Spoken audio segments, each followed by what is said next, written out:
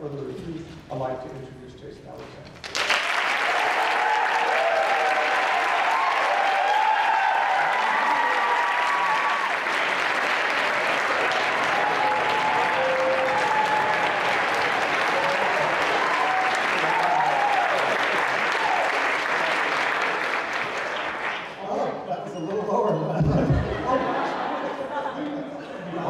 Wow. You know what? I'm going to take the transmitter out of my rear end now, too.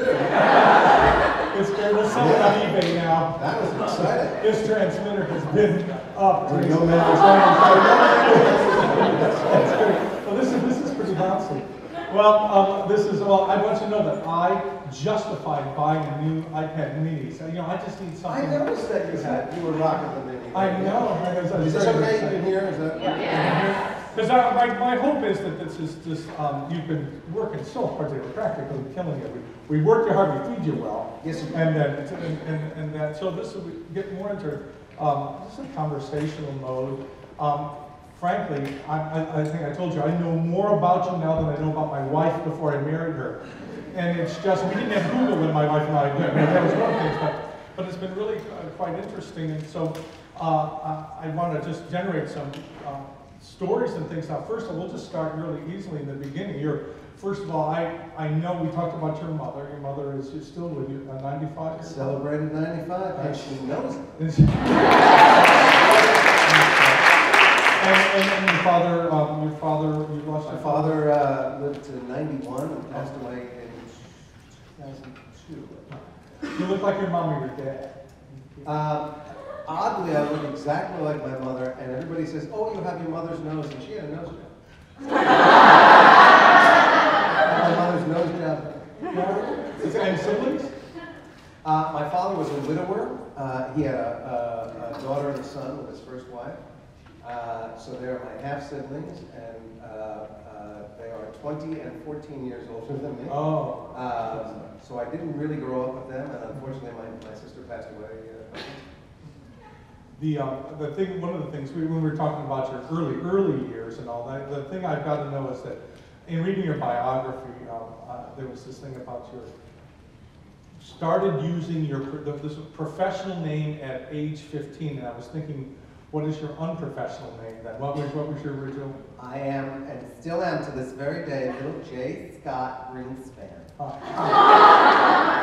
you gave up a finance with Greenspan. Is the last name. Who knew? Who stuck with it? So why Jason Alexander? How did you end up with that?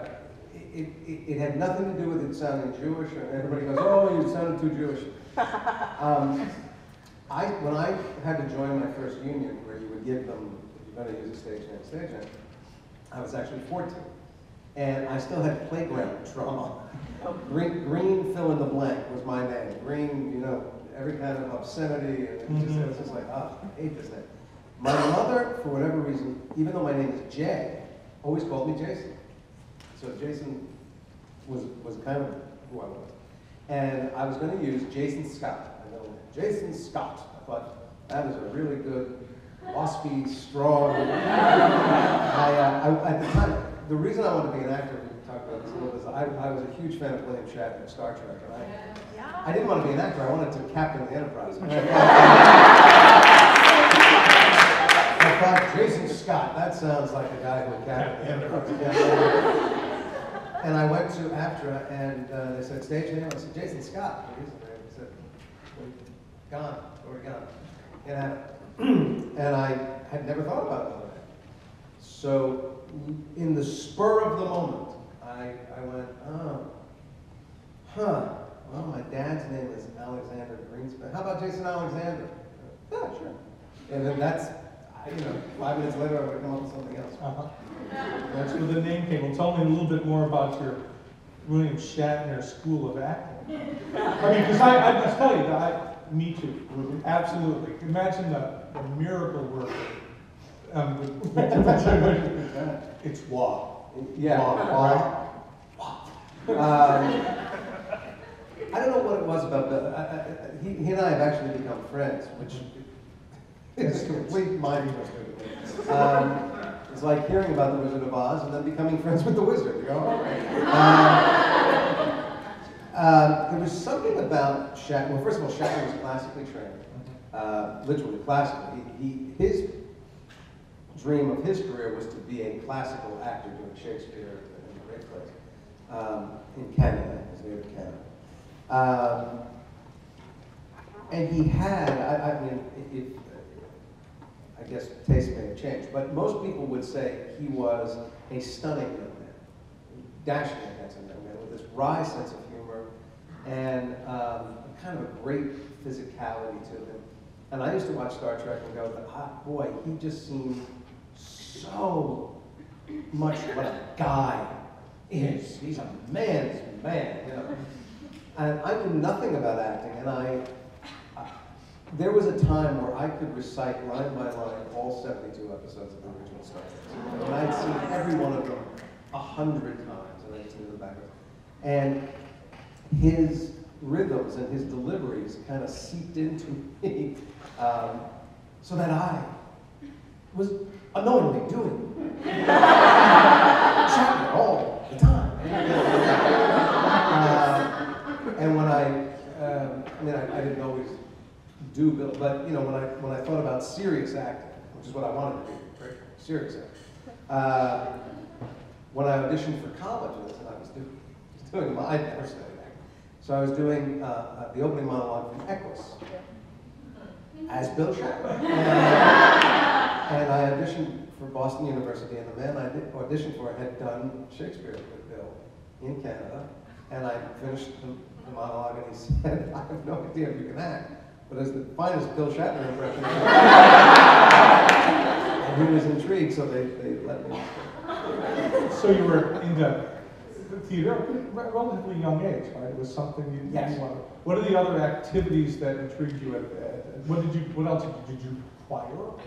I did not do choir. I was a flute player. In the band? I was in the band, the orchestra. How was dating in that time? Yeah, it did not, you know, as a straight guy, it didn't matter. If you played the flute, you were a fag, and so I was and then I added theater to the roster, and that was musical theater, and he plays the flute. Well, okay. Yeah, I mean, we talked a little bit at dinner. I was consumed with the idea of being a magician. That was the passion of my life from the time I was 5 years old. I was into magic books and magic stores and reading about the great magicians and you know, going to an inordinate amount of magic shows and really studying the art of magic. That was what I thought I was going to do. And would have, except I'm a really crappy magician. So theater, the illusion of making theater replaced the illusion of making magic for me. I wasn't into that much else. Once I knew that I was not a sport guy. I started studying martial arts when I was 11, and I've done it almost all my life. I know you wouldn't look at it. No, we're going to talk about anybody that. Anybody tries to jump me in the parking lot, I'll kill you. But it was really that. And once I made the decision that I was going to do this, what took up my time was voice lessons, dance lessons. Nobody taught acting when I was in grade school, but and doing shows. I was always in a lot of stuff, so that paid for the time. You told me about the time that you moved to a different place, and the young lady approached you about what was the show. Can you sing? Right. What was the situation that caused her to come up and say, "Can you sing?" You were in the pool floating. I had just moved from one town to 4 towns over in May. And I'd also just made the decision that I was not a very good magician, and my life was over, and I had nothing to live with. And I knew nobody in this new town, and that we had community pools, where you sign up. It's kind of like the country club. And I was standing in the pool, being miserable, just in water up to my chin. And this stunning girl came over and went, "Hi, you're new." I went, "Yeah, yeah." She said, "Do you sing?" I went, "I do now." There was a very active teen theater supported by the community. They would do 3 shows a year. And they were doing a summer production of The Sound of Music, and they had lost Yvonne Trapboy. And so I was Friedrich on track. That was I walked in and became Friedrich. That's very fun track. I was on track. It's been in use forever. And so, and that little group was the thing that you said they went. You went to New York City. So I fell in with those kids, and then I eventually started going to school with those kids. They did all the school plays. There was a lot of children's theater in town that the teenagers would perform. There was a very active adult community theater in my town that often used younger people in their productions as needed. So I was doing a lot of stuff. And this little children's theater group was doing original short children's musicals.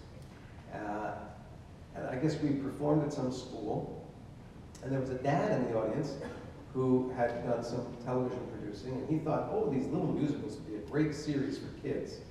And he ponied up the money to produce a pilot based on what he had seen us do.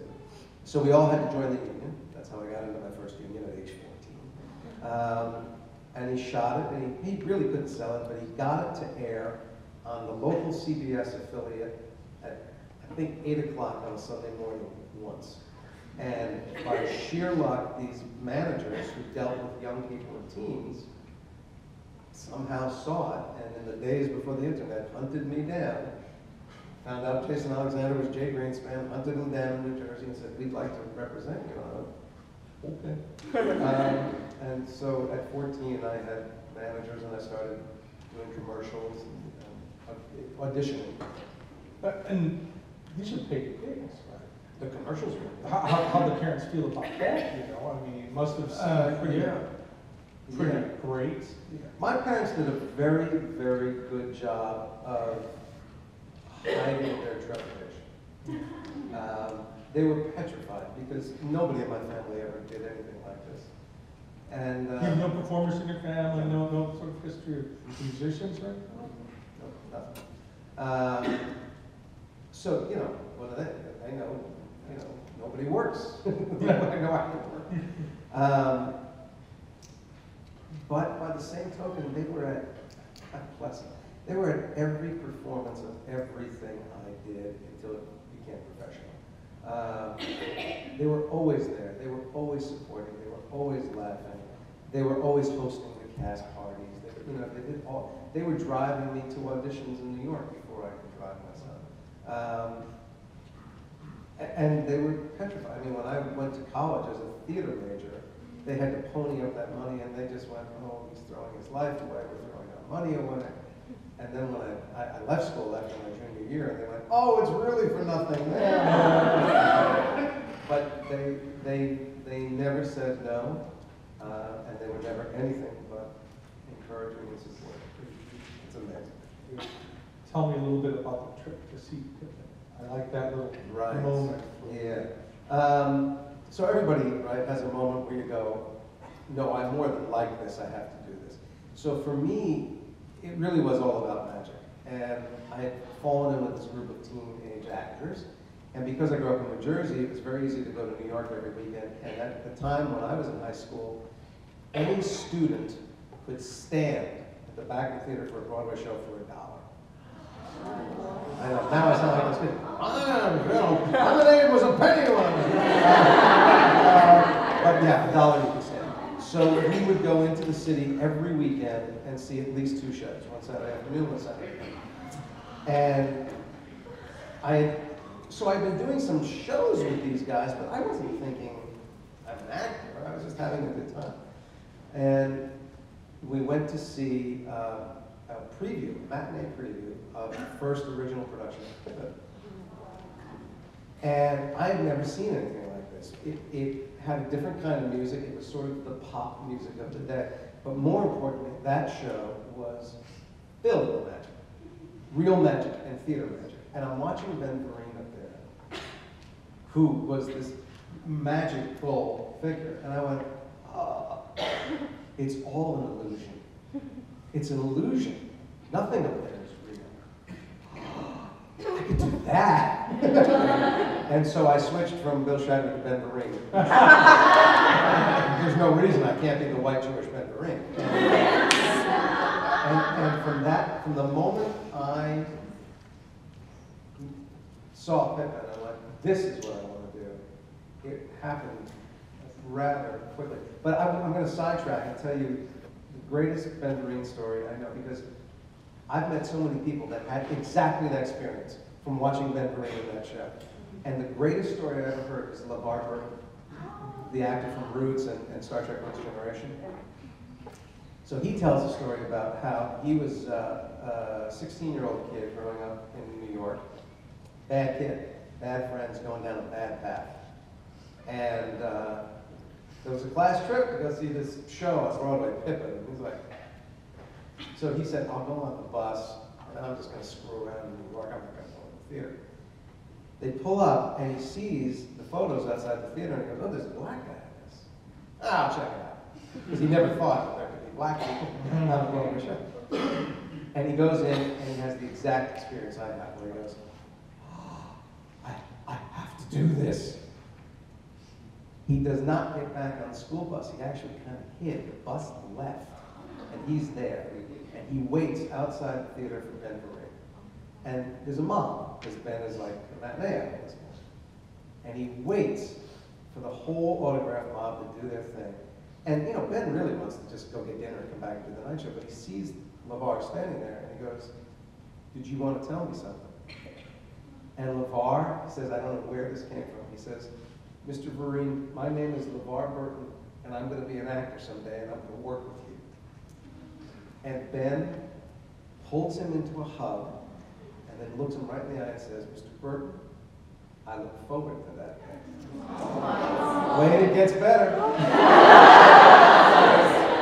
Less than a year later, LeVar is cast as the star of Roots on television. In the cast is Ben Vereen. He goes to the first table reading. Ben's already sitting at the table, and he's like, LeVar's shaking. And he goes up behind Ben and says, Mr. Vereen, you won't remember me. And Ben goes, your name is LeVar Burton, and you're outside of Pippin, and you told me we were going to work together. Welcome to show business.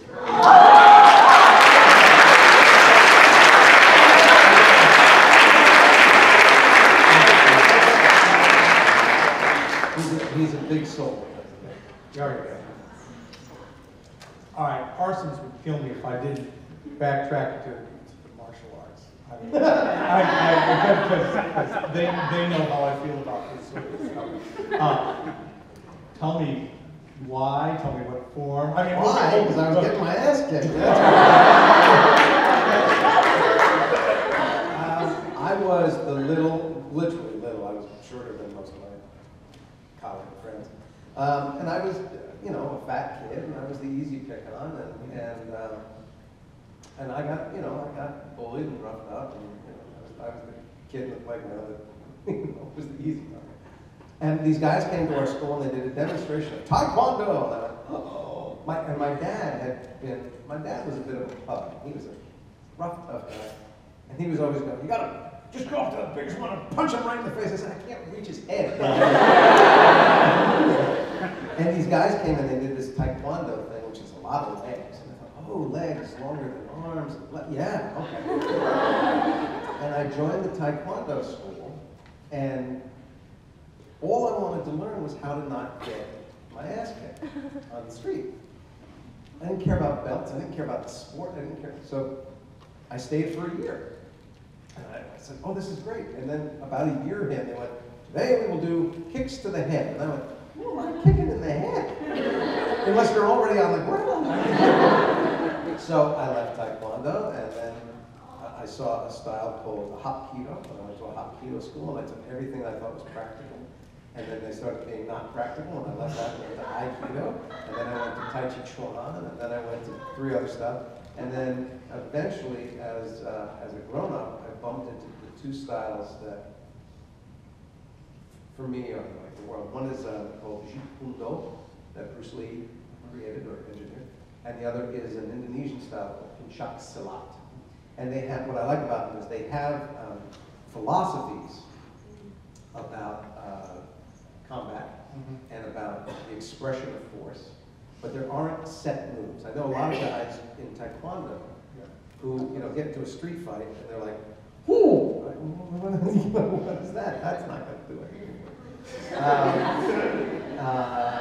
And I spent a fair amount of time sort of taking the number one hits of all those different styles and forming, for me, what was an essential self-defense. So it parallels with sort of the Uta Hagen, the acting sequences, Right. you find Take lost, the best of all. right? Until you find And I was very lucky because I have survived 4 very violent street attacks that these things saved my life. you have to tell us maybe one or two. One of them was when I went to college in Boston. I got jumped by 3 guys with broken beer bottles. Another one was in Rome, Georgia.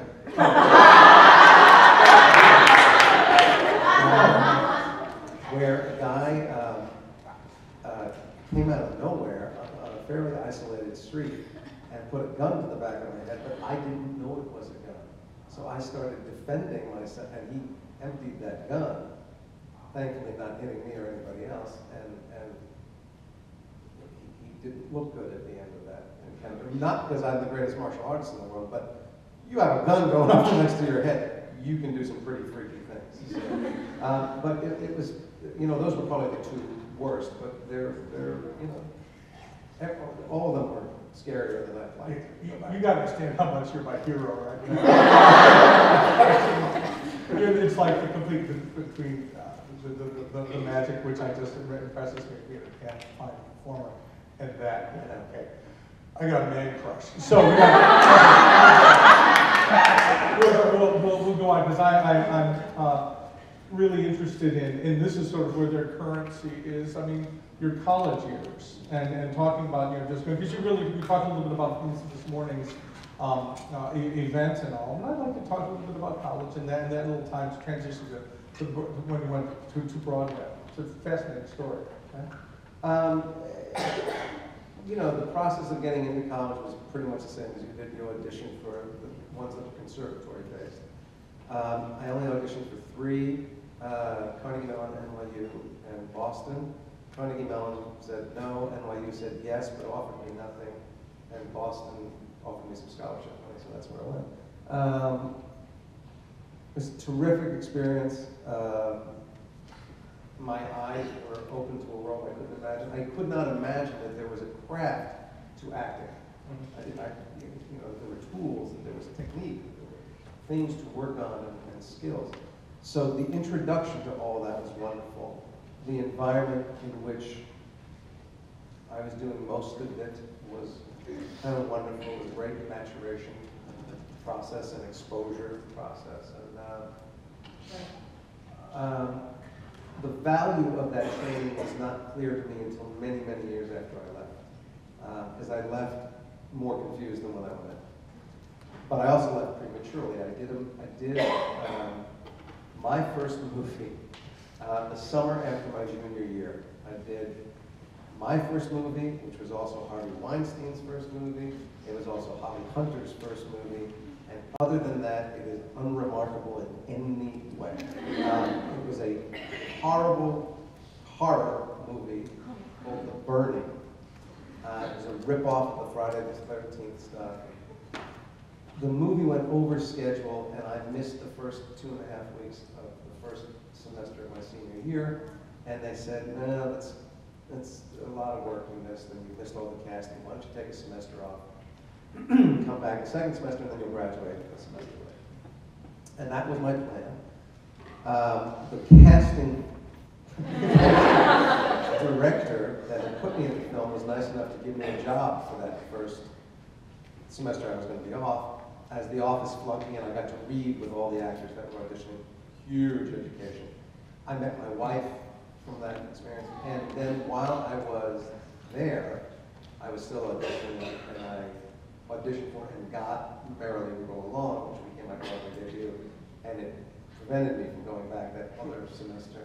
So, and then the work just kept going. So I'm a college dropout with an honorary doctorate from Boston University. They're not. No. Yeah. Well, we got to backtrack to a couple things. Because you spoke to me about the real education of being a reader, and I'd love you to talk about that and what it showed you that I think that they would benefit from.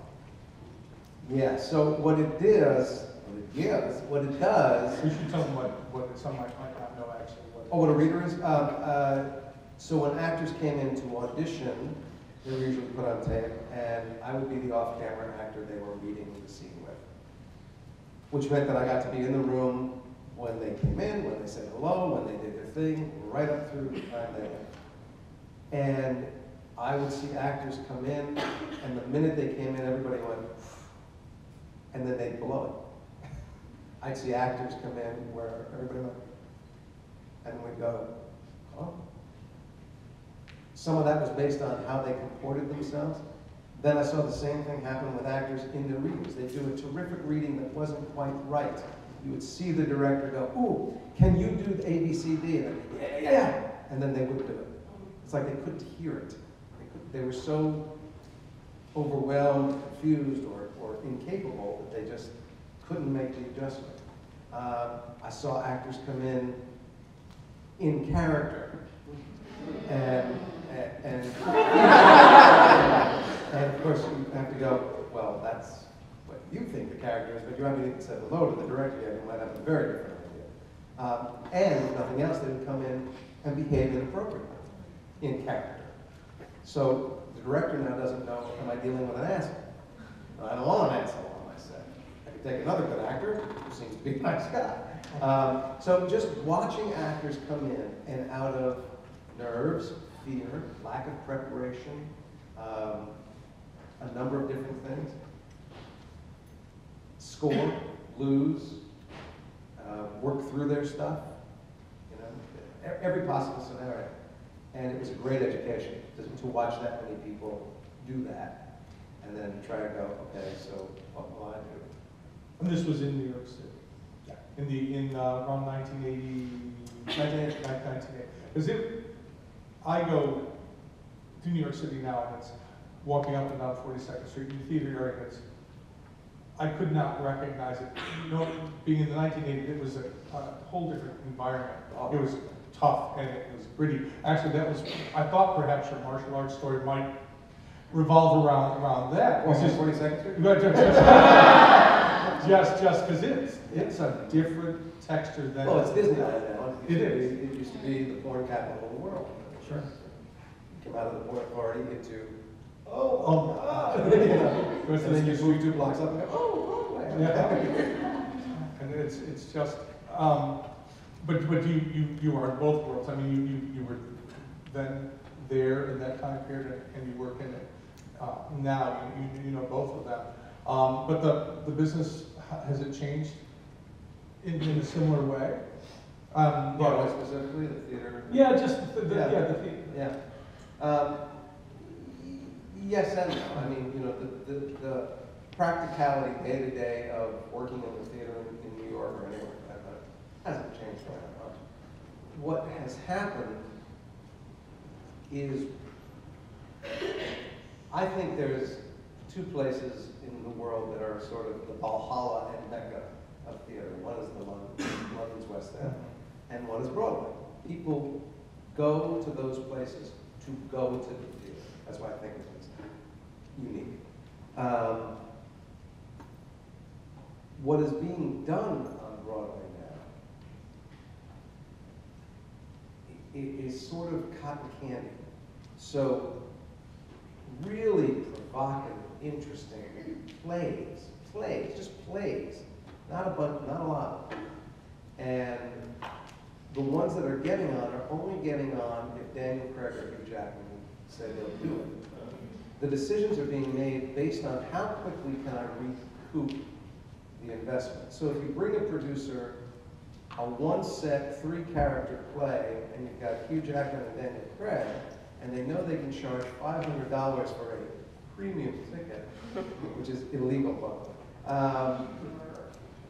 If they spend $3 to $4 million to mount it, in 16 weeks they can make 10. So that makes perfect sense. They'll do that play if it's about a guy blowing his nose. They don't care. They know they can sell it. But a great play that has no opportunity for a star, or that is 5 sets and 10 actors, has no chance of going on a Broadway stage. Can't be done. The musicals used to be not films. They used to be not movies. They were not adaptations of film entertainment. They were, if anything, adaptations of books, great books, or they were original pieces. And they had 22 musicians in the pit, and they had an equal number of performers on the stage. Those days are gone. The economics don't do it. The other thing is that there's been a shift in the last 15 years, particularly in musicals, the rise of the mega musical, where the star is the set. Phantom, Les Mis, Evita to a certain degree, Miss Saigon, Wicked, Lion King, the mega musicals, Mamma Mia, right? It doesn't really matter who's in them. You don't not go to see The Lion King because Oba Babatunde is not on that night. Okay? As a result, when I was doing musicals in the 80s, no chorus member would ever miss a show. For any reason. They'd go on with injuries, they'd go on because it was their show. They knew they were a vital part of that show, and that if they weren't there, the experience for the audience would be diminished. I know chorus people now that go, I didn't feel like it. I took Thursday off. Because, for two reasons. I don't, well, maybe just one reason. I don't believe it's that the work ethic has diminished. They are not given any indication of their value. The thing is bigger than them. And their contribution, especially these days, where these shows are running so long that you're replacing people, they are literally, when I took over the producers in Los Angeles, if I wasn't an 800-pound gorilla that they couldn't mess with, the stage manager was the one who put me and Martin Short into that show. And I am not kidding. This is what the rehearsal was like. Okay, Jason, so on this line, you say these 5 words, then you reach for the doorknob, then you turn back, you say the rest of the line, then you open the door, then you say this line, then you step into the doorway, then you say this line, and then you close the door. Every moment of the rehearsal was exactly that. And Marty and I did like a day or two of this, and we went, this is not going to fly. So because they needed us, we called the producers of the producers. It's a tour, and we're the Los Angeles stars. So we don't want to rock the boat, and we know we have to fit into the framework of the show that's over there. So we'll make you a deal. You can teach us this way once. We'll go through the whole show with you teaching it the way you teach it, and then shut up. Because then we're going to find our show.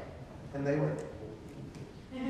But if we weren't that, and I know many, many actors who replaced Max and Leo on Broadway, who are wonderful, skilled, experienced actors, who were very capable of sort of reinventing those roles in delicious ways, who never had a chance. And in fact, would be in the show for a year and get note cards after every show going, you paused after this, don't take that on. I mean, it's horrible. I mean, it's just horrible. We have a lot of kids that do that, Disney tours, and it's homogenous like that, right? A Belle that's playing on the southeast. Oh, they need somebody in Toronto. They just exchange. It's sort of the musical is what we call it. Yeah. And it's a job, right? I mean, you have to understand, but it's there's something taking the soul that takes the artistry out of it, and it takes the power of the artist's contribution. Right. Well, let's. I guess, man, I'm such a bad host. I got a bummer. But let's talk a little bit about going something really extraordinary since we rolled along. How did you even? We'll talk about for whom you auditioned, but all right, we saw. Notice it backstage. That no, I had managers. You had managers. So I had managers, and they. Merrily We Roll Along, if you don't know it, was a show by Sondheim and George Firth and directed by Hal Prince. It's clever beyond words, but the original conceit was that kids, more or less, would play adults. And so they were looking for a very young cast. And most actors who could sing that were my age were being seen in some capacity. Okay, we went in, the room was this your first audition was for this, the power panel, like you described? My first audition for that show, yes. Yeah. Yeah. They didn't even have any Oh, no, preliminary, no. You walk in and there's Stephen Sondheim and Hal Prince. Yeah, it's very intimidating. Well, give me the whole list, because the whole list makes me... Well, you might not know it, but it was, so Harold Prince, Ruth Mitchell, who was his big producer, Sondheim, you may have heard of him, George Firth, who wrote the book for Company, Ron Field, who was the original choreographer of Cabaret, Paul Giamatti, who has been Sondheim's conductor forever, Jonathan Tunick, who did the orchestrations, Joanna Merlin, who is herself a wonderful actress, who was the casting director for Hal Prince at that time. And God, I don't know who else. I mean, everybody at the table, I went, it's a very intimidating table. And you do the audition, And the process, that I found very intriguing, because it was not what we would not call a successful run. No. More previews than actual performances, and... Well, there were more previews than performances because they kept delaying the opening. It was clear to me, and I'm not a genius, but it was clear to me at the first rehearsal that we were going to be in rough seas. Because the first rehearsal was a media event, news crews, a documentary film was being shot. It was a big event. And Hal Prince got up and he made a wonderful speech about what this piece was about. And I remember turning to the girl next to me and going, I think we're in big trouble. Because everything he was talking, none of it was in this document. The script that we had did not really reflect any of that. But I also knew that the biggest thing about Hal Prince is he's an amazing conceptualist. He has big ideas about things. So I thought, well, maybe he's going to engineer this into that event. He did not. And so it was a difficult construction in that the musical goes backwards in time. They were floundering from the get-go, trying to figure out how to tell this story, how to make it important. We opened, we got into the theater, we were supposed to do 2 weeks of previews and open. The first preview was a disaster. The second preview was worse. Then they started rewriting and rehearsing by day and putting in pieces at night, cobbling this other show together. They fired the lead and replaced him with somebody who had been in the company. They fired Ron Field, the choreographer, and replaced him. The choreography was not the problem with the show. I mean, they were just grabbing at straws. They took, at the time, $1 million worth of costumes, which was a gigantic budget for costumes at the time. Did a dress parade, and Hal Prince threw them into the street. We did the show in jeans and sweatshirts, and to try and help the audience understand the relationships, on the sweatshirts, they would print our relationship to the main character. Which is not only a bad idea, but it's a bad idea destined to fail because, it's a Broadway theater, so maybe the people in the first 2 rows can see the letters that are this big. Everybody else is going, what is this? And shirts don't lay flat, they do things. So all of a sudden his girlfriend was his gefühl.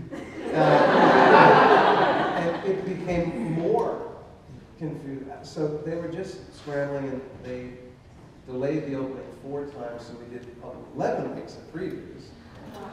And then we had to open, and we closed 2 weeks later. That's it. And I know the rink, you appeared in the rink, and then you won your Tony for... Actually, I did, on Broadway, the one in between the rink and Robbins was Broadway Bound. Okay, that's right. See, I didn't get all my time. That's right. I'm doing it by memory. I haven't even looked on it. Maybe very good. Okay. But okay. And so let's talk about Jerome Robbins. Broadway. We have a Tony winner here, best male performer in a musical. Right there we go. The thing that is so funny about that is that I did not want to do the Jerome Robbins show, and I turned down the audition 3 times. The producer of the Jerome Robbins, do you know who Jerome Robbins is? Oh, yes. Who am I talking to? The producer of the Jerome Robbins show, one of the producers, was a guy named Emmanuel Eisenberg, who had produced the Neil Simon show that I was in, and I'd become very, very good friends with Manny. And Manny got it into his head that I was the guy to be the MC character of this gigantic dance review. And he kept saying to me, "You're the star of the show." And I'm like, how can I be the star of the show? It's a dance, it's Jerome Robbins' dance show. I don't dance like that. You're selling me, magic beans here. I don't want to be the guy up there going, and in 1922 he did. I don't want to be that guy. And he convinced me to do the audition, and I started prepping, and then I'd go, no, I'd call him like, no, Manny, I don't want to do this. I don't want to. After I turned it down 3 times, he called me up and he said, "You owe me a favor," because he had let me out of Broadway Bound early to do it. I said, "You can't ask me to do a show for a year as the favor." He said, "No, you have to go down, audition, and talk to the man. That's the favor." So, knowing that the part that I would play would have to play a piece of Tevye and Fiddler, a piece of Pseudolus and Forum, I prepared all that material, and I walked into the studio to meet Mr. Robbins to audition for him, and the casting director did not even get out the full introduction. She said, "Mr. Robbins, this is Jeff," and that's as far as she got before Robbins said, "Why the fuck am I having so much trouble getting you to audition for my show?" And because I didn't care, I said, "Well, with all due respect, sir, I don't want to be in your show." And his eyes went wide, and I went, "No, don't misunderstand.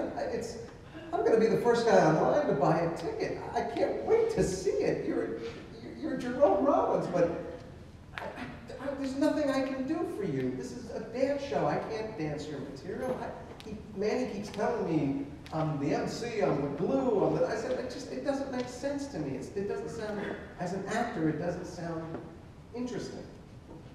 And so to commit to you for a year, it was 6 months of rehearsal is what it was going to be, 6 months of rehearsal. And then a year run. And I said, a year and a half of my life to do something that doesn't sound challenging now. And he goes, "Well, let me see." So he says to me, do you know Sunrise Sunset from Fiddler? I went, "Yes, sir, I'm a Jew. I know Sunrise."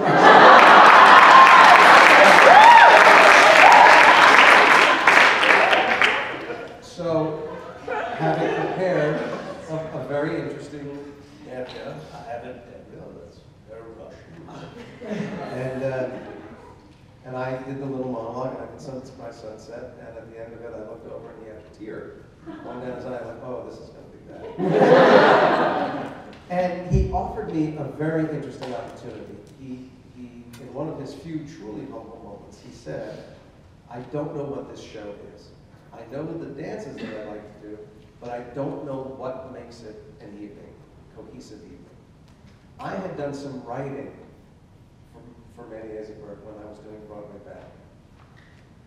And Manny had told Jerry Robbins that I could write the connective material for the show and then play it. So Robbins said to me, "I'm going to ask you to help me create this show. You will write your own part. And he said, I promise you, and you know, he was the ultimate authority on everything having to do with that show. He said, I don't care what your contract says. Get me to opening night, and if you're not happy with what you're doing, I will let you leave. And I knew I wanted to be a director as well. I thought, well, here's the greatest musical director of the 20th century. How bad could this apprenticeship be? I said, it's going to do nothing for me as an actor, but maybe I'll learn something. I won the Tony. I still don't know how that happened, but that was the experience. So I was the co-author, along with very famous librettists from all those great shows. The Jerome Robbins show, wrote my own part, and gratitude to Anthony and Tony for surviving the other. So, Tell us how your wife helped, though. I love it as a husband. I got it. You know, that's.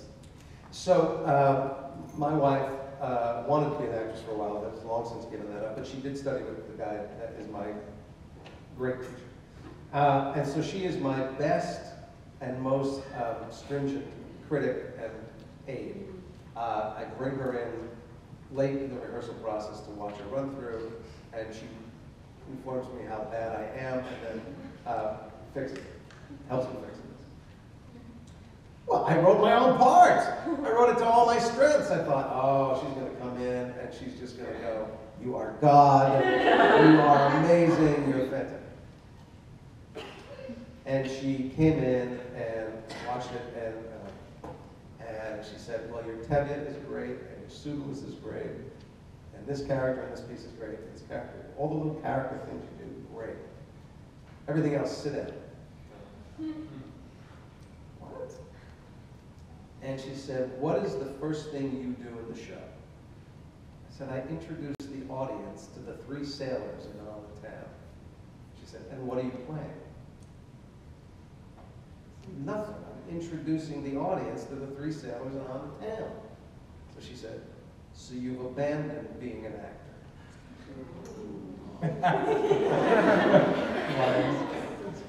And we got into the biggest fight we've ever had in our 35 years together.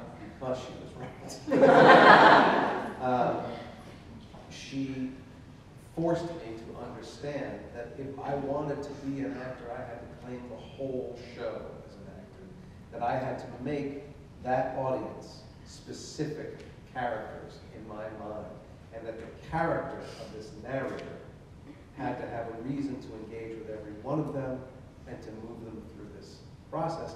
Otherwise, I was just being a personality. And then I went and did exactly that work, and it changed the quality of it. Yeah, she's a tough taskmaster, and she's usually right. It's really unbelievable. So this is you got the Tony Award, and as you mentioned, it opened some doors. It opened doors like really quickly. I had no fantasies about a career outside of the theater. For me, I thought I'd toil for 40 years, doing stock and region shows to get to Broadway. I didn't think I was going to get to Broadway when I was 20 with Prince and Sondheim. That was like, what? You said earlier today, a career is an accident waiting to happen. You bet. And I love your skill. It's a happy accident. Mm-hmm. So Jerome Robbins happened, and it was the show of the season. So everybody was coming. And unbeknownst to me, I didn't know, but Gary Marshall, the director, was putting together the cast of Pretty Woman.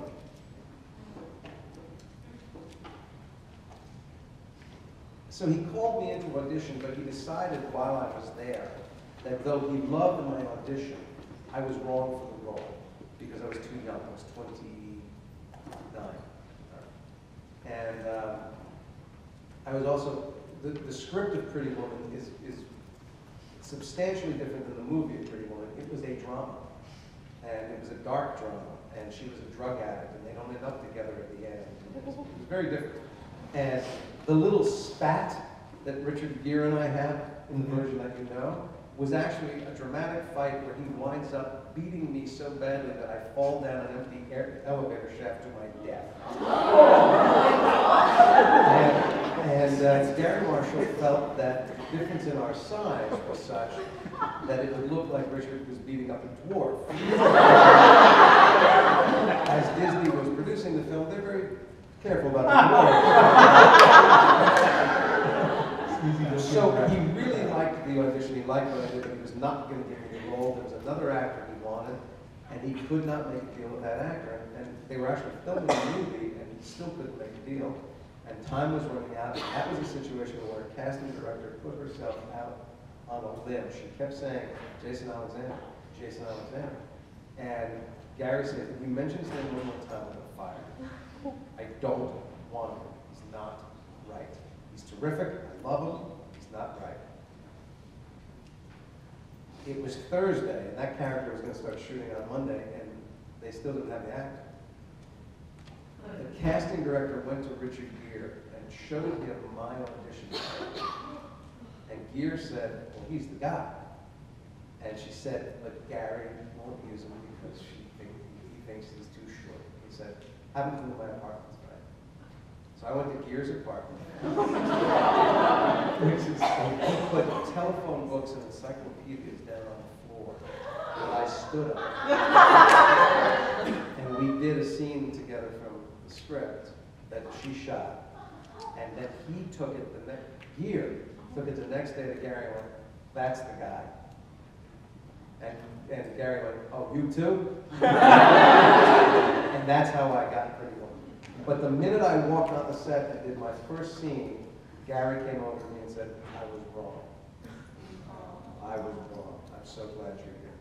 And Gary's sister, Penny Marshall, was married to Rob Reiner, who ran Castle Rock, which was producing the pilot of Seinfeld, and they couldn't find George. And that's how that I gotta say, I love the Seinfeld stuff, but I like the role, like you in that role on Pretty Woman. An awful lot, because you're not a girl. That's true. I like that you played a really good role. I mean, you that's good. It's nasty. I never touched her. I was Never touched her. The back end is, I missed my mouth. She bit my hand. Yeah. Julie Roberts bit my hand. You've watched it? I said, well, who knew? She was nothing when I met her. Now, Julia Roberts. So we've got the little breadcrumbs that have led us to the Seinfeld, the little yellow brick road to Seinfeld. And did you do this audition via tape, or did you do it in person? Because it's LA, right? I mean, right. Seinfeld was LA, and I was New York. So they had some of this is what I've heard. I don't know. They had seen 400 actors for George. They offered it to Paul Schaefer from the Letterman Show. oh, They offered it to Danny DeVito. He's older, Right. Oh. They offered it to Chris Rock. They were all, but unbeknownst to possibly anyone except Larry David, but maybe Jerry did as well, Larry had a voice for George. He had this image of George. I was in New York, and so they had exhausted everybody in LA, and they said, all right, hire a casting director and put a couple dozen actors on tape in New York. You never get a job that way because nobody from the production comes to New York. You don't have the director, you don't have the writer, you don't have the star. There's nobody to answer questions, there's nobody to play off of.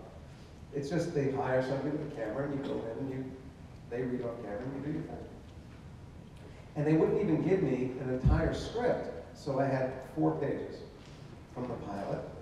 And I looked at it and I went, it reads to me like a Woody Allen movie. So I went, let's go with that. And that's where the glasses came from. I went out, I didn't wear glasses at the time, went out, got a thick pair of glasses, and I didn't just do a New York accent, I did Woody Allen. I was blatantly doing Woody Allen. Thinking, oh, something. Yeah. And shot that piece of tape and went, never see that again. And within days, I got a call from Larry Day. I didn't know who Larry Day was, but I got a call from Larry Day and going, yeah, I'd like to thank you very much. Yeah, I want you to come out and you'll read with Jerry, and you'll, you know. So I went out, met Jerry and Larry for the first time, and this all happened in a day. I flew out the night before, and at 10 o'clock that morning, I went to Castle Rock. I met Jerry and Larry. They said, "We love everything you do. Just don't quite do Woody Allen. Do the New York thing, but don't quite do the Woody Allen thing, and have a good time." And then I was supposed to screen test at NBC. And the only other actor screen tested that day was a comedian actor named Larry Miller. And if you know Pretty Woman, Larry was the guy who runs the upscale boutique. Oh, yeah. I only knew one thing about Larry Miller. Only one thing that I knew, and everybody. He's Jerry Seinfeld's best friend. So I went, it's not going to be me. This is going to be Larry Miller. So I have never been so loose at an audition in my life, because I knew it's not coming to me. And I went in, and Jerry always laughs at his own stuff. Jerry was laughing, Larry was laughing, NBC was laughing, and they're all laughing. I went, well, that's nice, but I'm not going to get it. I said, thank you very much. Went to the airport, got on a plane, flew back to New York. By the time the plane landed, I had to talk. And the pilot, how unbelievably successful the pilot was. Yeah. Tell me some of the responses that, Well, here's the comment. When they tested the pilot, on the 100th episode of Seinfeld, NBC gave each of us a framed copy of the test results of the pilot. It was the worst testing results. Jerry Seinfeld, not believable as a comic. Too hip, too urban, too Jewish. I used to ask, did they have a Jew leader? Too Jewish. 7 is okay, this is a 9. We can't. The supporting cast, annoying and uninteresting, which I'll give them that. But, so NBC said, yeah, we're not going to make the show. And we all did the pilot, that was it. We were released from our contract. Done, no sign. And in those days, there were 4 channels and HBO. That was it, no internet, 4 channels, CBS, NBC, ABC, PBS, and HBO. That was it. So to fill their empty slots, they would throw on, like at 11 at night, the unaired pilots. And they aired the Seinfeld pilot. And the critic from TV Guide went, what was that? That was really interesting. And NBC went, what? And they knew they liked Jerry, and they wanted to stay in business with Jerry. So, there's a long story, but the short end of it is they never in the history of television has a network ordered less than 6 episodes of something. They ordered 4. And they called us up and said, we know we let you go from your contract, would you come back in the same terms and do 4 more? And we're like, yeah, we had a great time. So you were in New York. I was in New York, not even thinking about stuff. Yeah. And there was no lane in the pilot. And one of the things that NBC said was, if we do more, Jerry has to have a girlfriend. And Larry adamantly did not want Jerry to have a girlfriend because he had all these dating stories that he wanted to do. So he compromised by saying he can have an ex-girlfriend. And that's when Elaine showed up. We went back and made 4 more. They tested those 4. And they aired those 4. And nobody watched. But the people that did actually watch were guys 18 to 30 years old. That was the key demographic for advertisers. So there was always somebody to go, I'll buy the time. And that's why it was able to stay on long enough to build into what it became, because somebody at Johnson & Johnson said, we'll buy the commercial there, because that's talking to the people we want to talk to. And it slowly built. They moved us all over the schedule. We went from the 4 episodes, they picked us up to 13. They only aired 10 of the 13 initially. I think we were in 6 different time slots for those episodes. And then eventually they put us on after Cheers, which was the make or break slot. Because Cheers was the #1 comedy in television, and if you couldn't hold their audience, you were gone in no time. And What followed you? What was Cheers? I don't remember what had been on after Cheers. They hadn't had a hit for a while, just 2 seasons. And they put us on after Cheers, and the first episode they put us on, the numbers only dropped a little bit. It was like, ooh. The second episode after Cheers, the numbers didn't drop at all. We held their audience, and the embassy was like, wow. The third episode after Cheers was the masturbation contest. And we blew their numbers away. And from that day on, we were gold. Yeah. Then we were fine. But that was in the 3rd season. I mean, it was just different comedy, different, just, I mean, it felt different. Consumers, we didn't analyze it, but you got, no, there are dissertations on Seinfeld. I mean, people are analyzing it sociologically, structurally, dramatically, thematically, but the consumer just knew it was really different, but in a great way.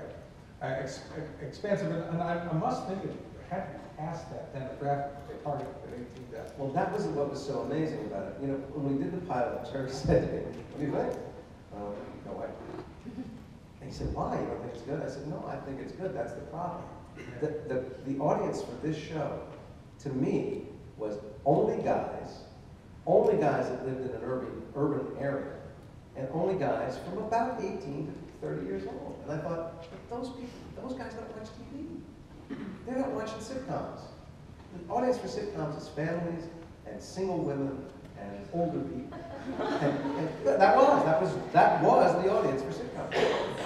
And our show in no way was going to appeal to them.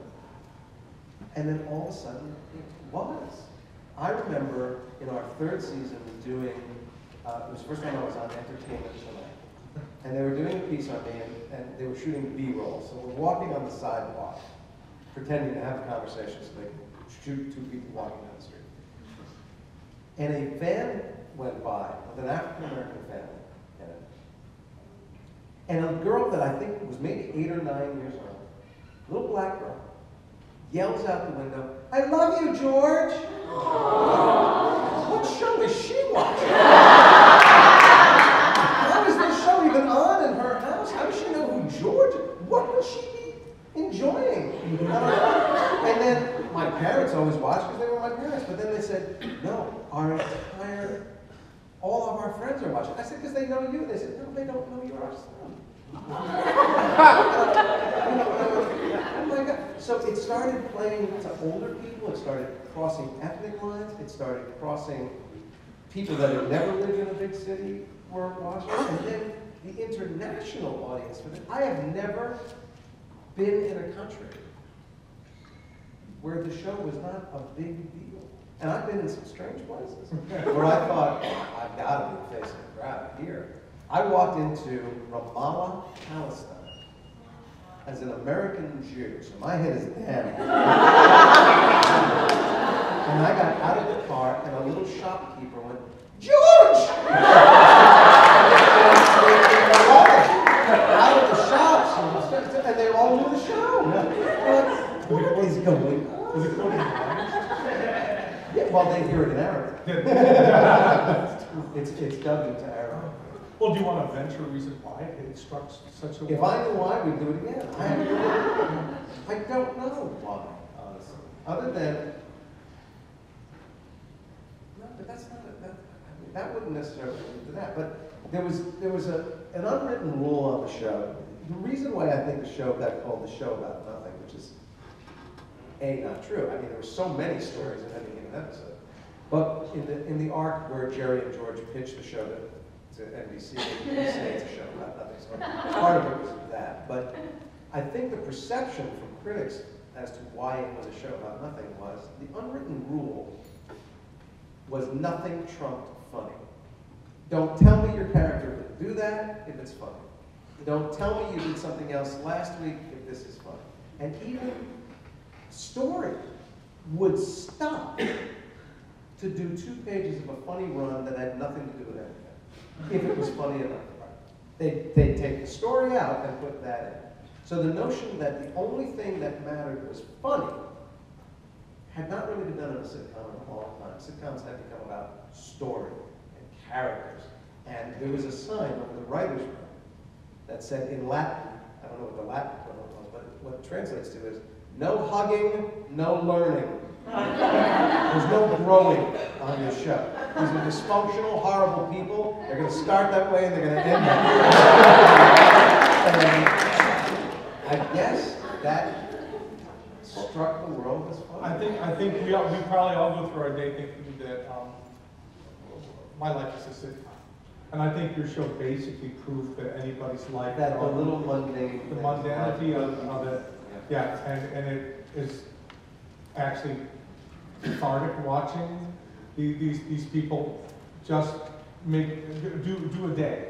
And right, no hugging, no learning, no nothing. They just slept along. I'll tell you there was an episode. It was fairly early episode, and Jerry did a line, and I went, "Oh, that's why people like this show." He was at a rental car, and he had made a reservation for the car, and they didn't have a car, and he couldn't figure out how that happened. And he said, "I made the reservation," and she said, "I took your reservation, sir." And his line was, "I know you took the reservation, but you didn't hold the reservation." And that's really the most important part of the reservation, the holding. And the audience lost their minds. I like, they all know what they're talking about. And that's when I knew he needed something. Because everybody's life is about nothing to everybody else. Right.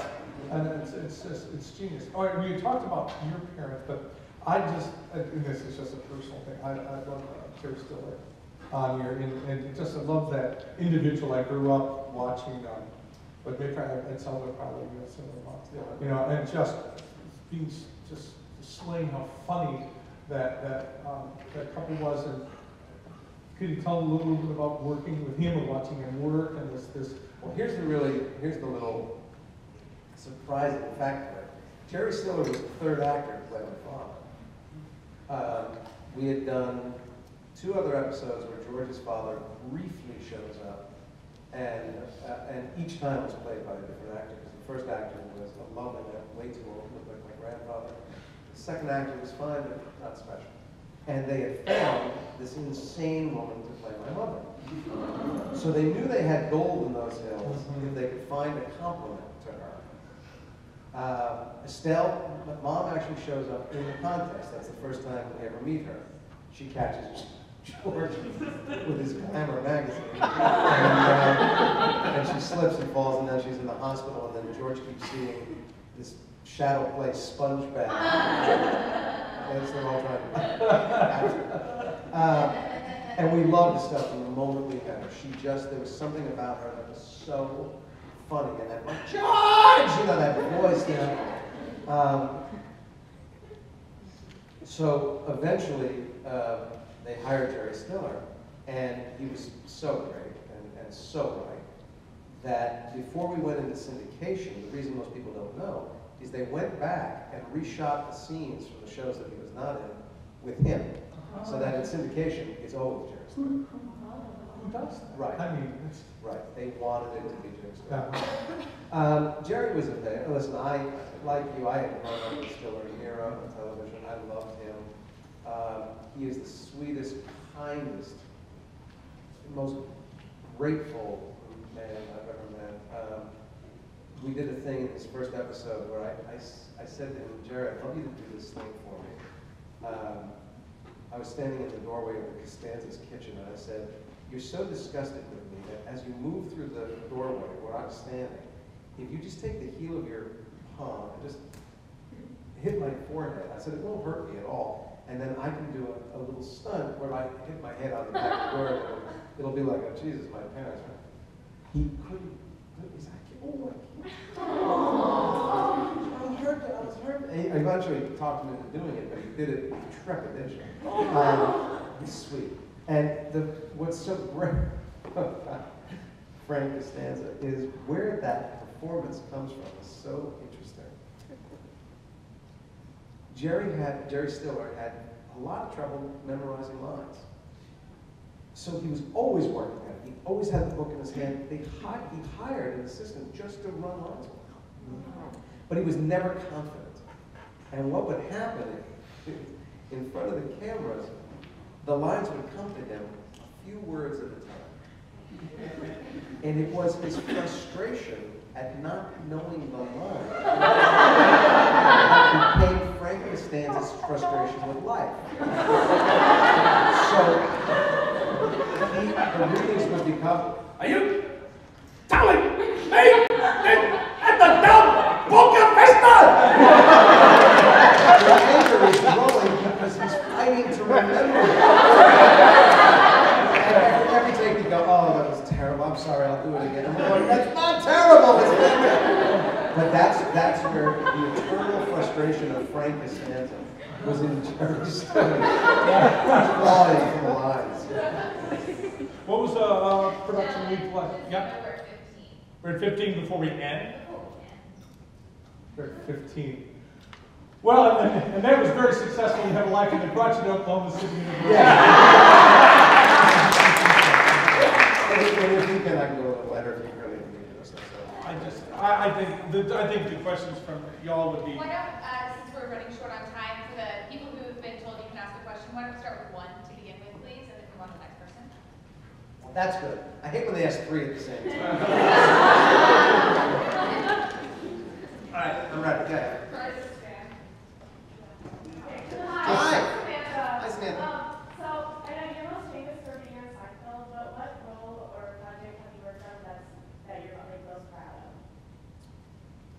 There would be, it's a toss-up between two. It's not really a toss-up. One would be Bye Bye Birdie, the TV movie, because when they called me and said Bye Bye Birdie, I thought they meant the Mr. McAfee, which is the one I played in high school. I was kids, I don't know what's wrong with this kids. And they kept going about, and they kept saying, oh, and Vanessa Williams is going to play Rosie. Aren't you lucky? And I went, well, I'm sure she's very nice. But, you know, you keep telling me that, like I'm going to have scenes with her. And they go, well, you have scenes with her. McAfee has like one scene. They go, not McAfee, Albert. Albert? What are you, crazy? So the fact that I was cast in my first Dick Van Dyke role, and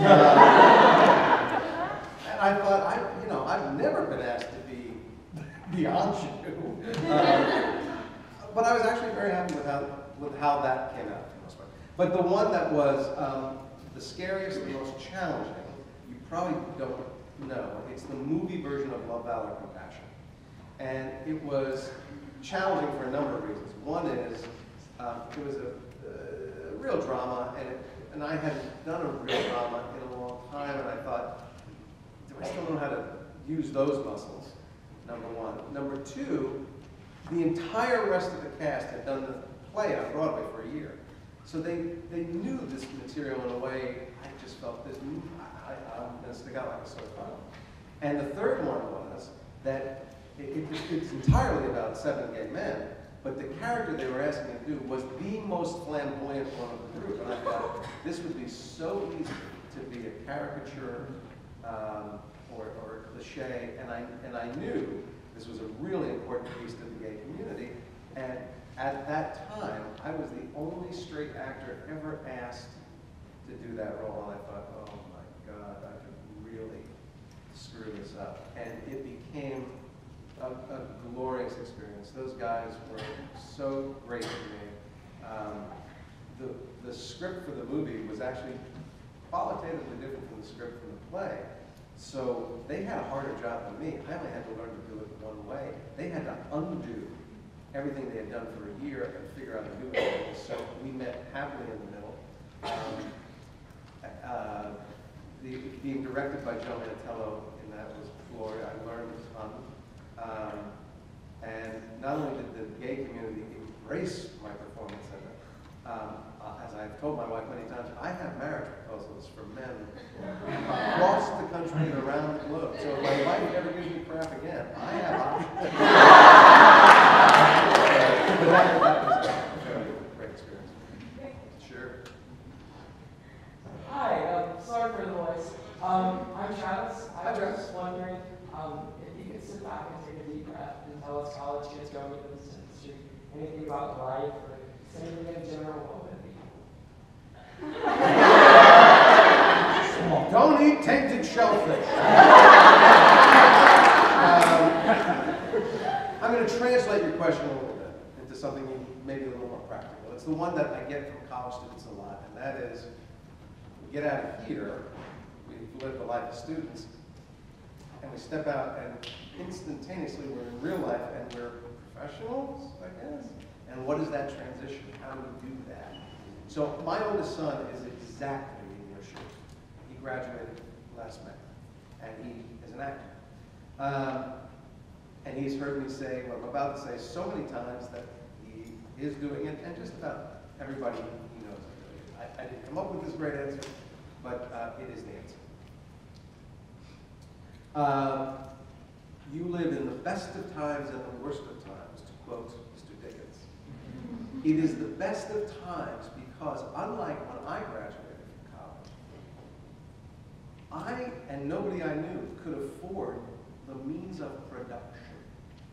Make a movie. It's tens of thousands of dollars minimum. And then what do you do with it? How do you score it? How do you edit it? How do you know, who knows how to do that stuff? And even if you could do all that, how would you get it seen? Not properly. You graduate into a time where nobody can keep you from doing what you do every day. As a stage actor, and I've said this many times, in Los Angeles, I'll use this example because it's there. There's a street in Santa Monica called the 3rd Street Promenade, and it has lots of street performers on it, dancers, rappers, singers, clowns, mimes, you name it. And I've said to actors, if you're as good as you can be, you should be able to go to the 3rd Street Promenade and do Shakespeare monologues, or any other kind of monologues. And because it's Los Angeles, if you're really good, I guarantee you, some junior assistant agent in some little cockamamie agency is going to go, you know, there's a guy in the 3rd Street Promenade doing Shakespeare monologues, and I know that's crazy, but he's really good. And his boss will go, really? Have him come in. It's that simple. And my son, Gabe, has a YouTube channel called The Idiot Chimney. And, It's a great name. It is. We're not going to forget. When he was in college, he did a lot of improv and a lot of sketch. So he has a writing partner, and they put up short sketch films every week. He's got about 20 of them. He's been doing it for a couple months. They're building slowly, but when he meets an agent and they go, well, do you have anything on film? Yeah. And he turns them to their YouTube channel. I know a girl, Colleen. What's Colleen's real last name? Ballinger? Mm-hmm. I know her. Do you know what she makes off of YouTube alone? $250,000 a year. Off of YouTube. And she also goes around the country and around the world to comedy clubs and theaters and does a young person's matinee as Miranda and gets paid $50,000 a shot for that. YouTube. Cell phone. Makeup and a funny character. So you have the ability to do what you do, to make stuff, to perform, to collaborate and create every day, and to have it really be seen. That's the great news. The bad news is, if everybody can do it, everybody is doing it.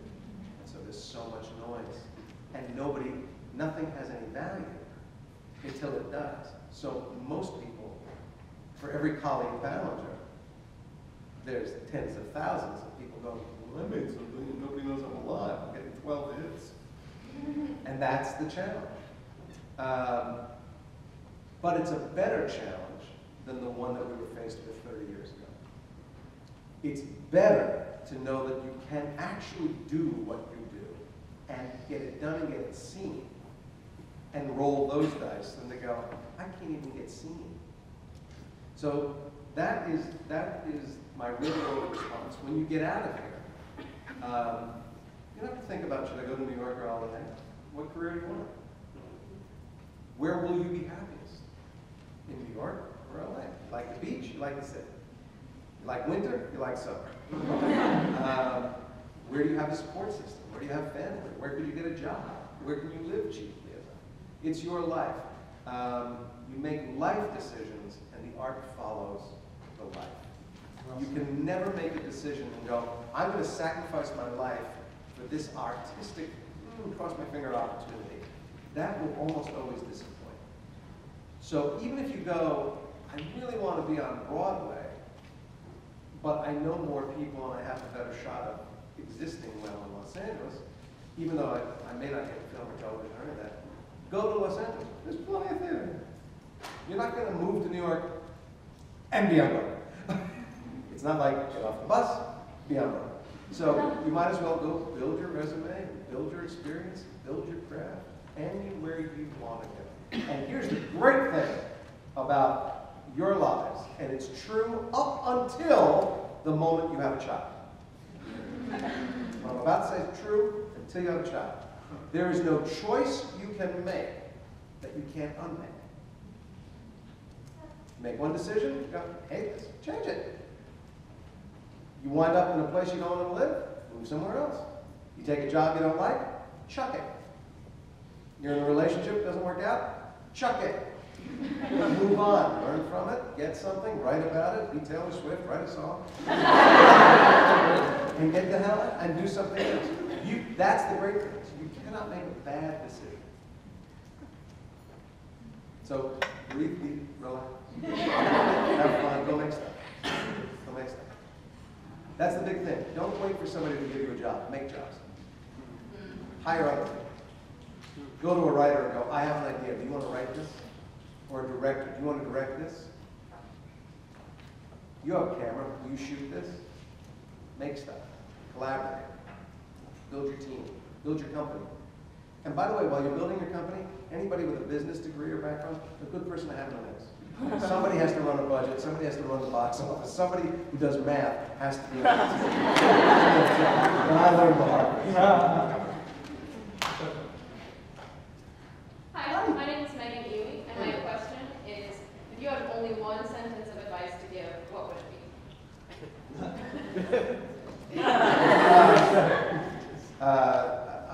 I don't know, Megan. I mean, I don't know that any one sentence is profound, or more profound than anything I just said.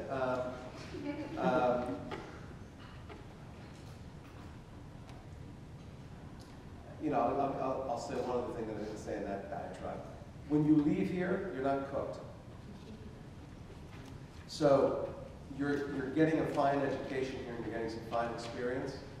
You are not the creative person you're going to be yet. You are not the master of your domain. You don't know how to use this stuff as fully as you will. The great thing about making your way in life, as a creative person, is it actually gets better with every passing moment. Because every experience you have, good, bad, or indifferent, feeds the artist you're going to become. So there is nothing, no skill you can learn that is meaningless, no experience that you can have, good or bad, that you will not draw upon. It's all good. And as I said to the morning class today, think of yourself as buds, not flowers, buds. You don't yell at a bud because it's not a flower yet. You go, it's going to be a beautiful flower. You give it time, you give it water, you give it sunshine, and it blooms. And the artist in you will bloom. And just be gentle, demanding, you know, work hard. Work hard. Actors are not always good about working hard. They cheat a lot. And the ones that are stunningly beautiful or really odd looking will survive on that for a while. The rest of us have to actually work on it. Okay? Thank you. Okay. Hi, my name is Luciana Maya. I'm a senior BFA acting major from Yeah. Brasilia, Brazil. And you mentioned that seeing Pippin was a big moment in your life that made you realize you had to do this for a living. What was, if there was a moment, what was it that made you stop depending on external validation to be okay with yourself as an artist and as a person?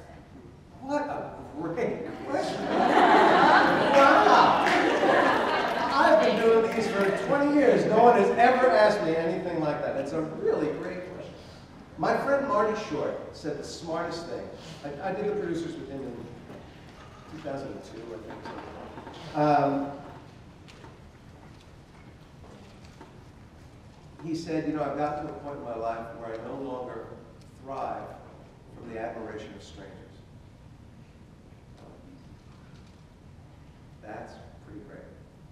The reason that if I could make any change in my life and career right now, I would probably not perform very much, but I would direct and teach a lot. Because this no longer means much to me. The performance is not as rewarding to me as the rehearsal. I love the act of discovery, and the discovery does not have to be mine anymore. It can be yours, like we're all doing today.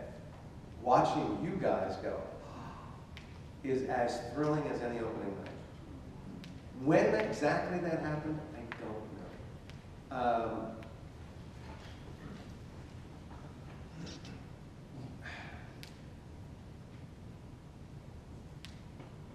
There comes a time, if you're lucky enough to have some success, where here's what you'll hear a lot. You were great.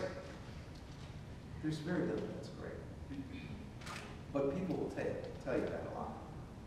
I have not been to a Broadway show in easily the last 10 years. Good, bad, or indifferent, where the audience didn't stand. Standing up for shit. And you go, well, if you're going to stand for the crowd, what does it mean when you stand for something good? I don't know when this awareness started to happen, but somewhere along the way,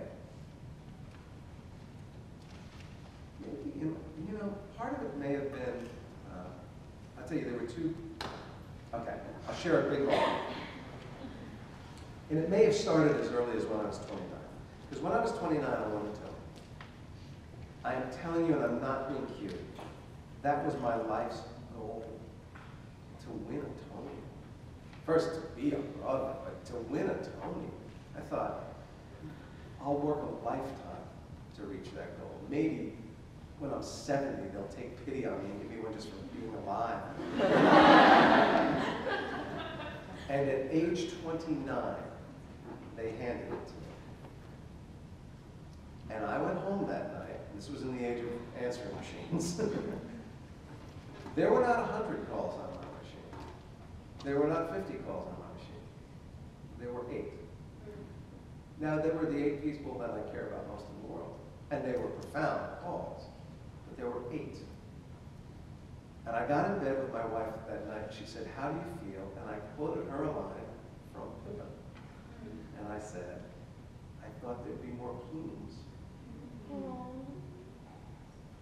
It was the beginning of my understanding that there is no there. That's a very famous line.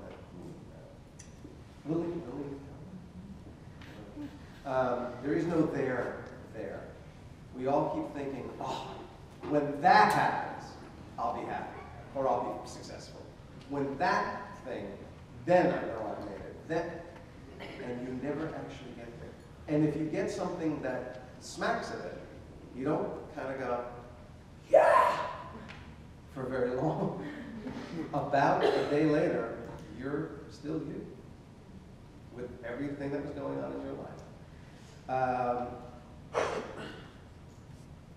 So the beginning of understanding the answer to your question, that it is as good as I make it, and not what somebody tells me it is, probably started around then, but it took becoming a father. It took going through 10 years of therapy that I didn't even realize would be necessary until I got there, to finally go, this is good and this is enough, and I don't need anybody to tell me that. But it's, I can maybe save you tens of thousands of dollars in therapy if you want to learn the lesson that I learned. But it is an older person's lesson, and you're too young to believe it, but you will get there. You ready? Your definition of happiness burns you red hot. Happiness is fireworks. Happiness is the top of the roller coaster. It's exciting, it's thrilling. When things are vibrating, noisy, that's happy for young people. The problem is, if happy is way up here, when it stops being happy, you drop really low on the other side of that roller coaster. And a lot of people go down into those lows and they're devastated. And if they don't get another up, they stay devastated and they don't have very good lives. Old people like me actually learn that happy is right down the middle. So happy for me doesn't burn up there. Happy for me is when I spend a day like this, and I meet people, and we have interesting conversations, and we talk about things that I get fascinated by, and that you're fascinated by. Maybe we have an exchange of ideas, and we meet each other's lives, and the perfect ending would be, and I can't do it anymore because they're all grown up, that I would go home and I'd tuck my boys in, and I'd get in bed with my wife, and I'd say, you know what, we're healthy, we're safe, and we get to look forward to tomorrow. That's a great day. But it's not the exception. It's just a great day. You'll get there. Thank you very much. Sure. Sophia, are you here? Great, then this is it. We are. We're fine. No,